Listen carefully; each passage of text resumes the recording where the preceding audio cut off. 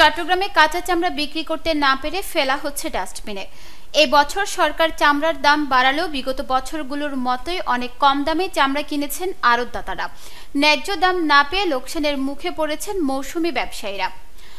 অনেকে সময় মতো চামড়া বিক্রি করতে না পেরে বাধ্য হয়ে রাস্তার পাশে চামড়া ফেলে দিয়েছেন। অভিযোগ উঠেছে, দাম বাড়ানোর ঘোষণা দিলেও সরকারি ব্যবস্থাপনার কোনো সুফল নেই।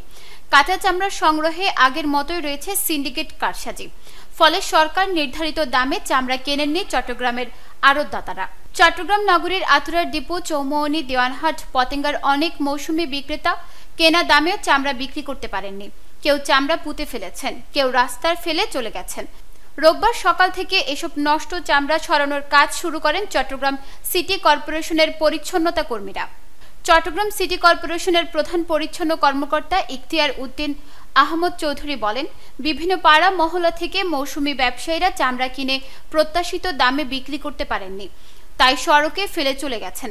অবশ্য কেউ কেউ লোকসানে বিক্রি করে ফিরেছেন বাড়ি। এই চামড়ার দামগুলো আর বিক্রি হচ্ছে না, যেটা মানে এতিম এবং গরিবদের হক ছিল, সেই হকগুলো আজকে মানে এইভাবে ধ্বংস হলো। কেন ধ্বংস হচ্ছে? আজকে একটা বৈষম্য বিরোধী সরকারের আবির্ভাব ঘটার পরেও কেন এটা ব্যবস্থা হলো না?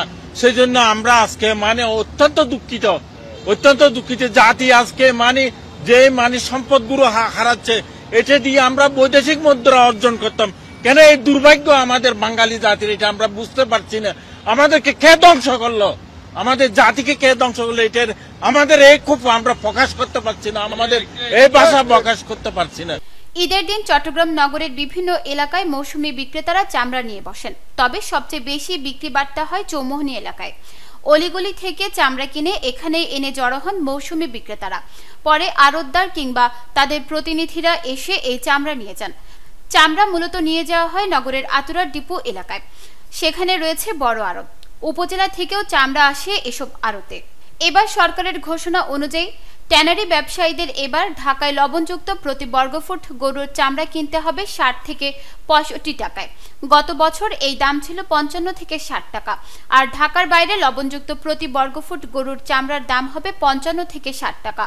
গত বছর যা 50 থেকে 55 টাকা ছিল। মৌসুমি বিক্রেতারা দাম না পাওয়ার বিষয়ে বৃহত্তর চট্টগ্রাম কাঁচা চামড়া আড়তদার ব্যবসায়ী সমবায় সমিতির আহ্বায়ক কমিটির সদস্য মাহবুবুল আলম বলেন, অনেকেই বেশি দামে বিক্রি করতে চেয়েছিলেন, তাই ক্রেতা পাননি। আবার অনেকে দেরিতে চামড়া আনেন, এতে চামড়া পচে গেছে।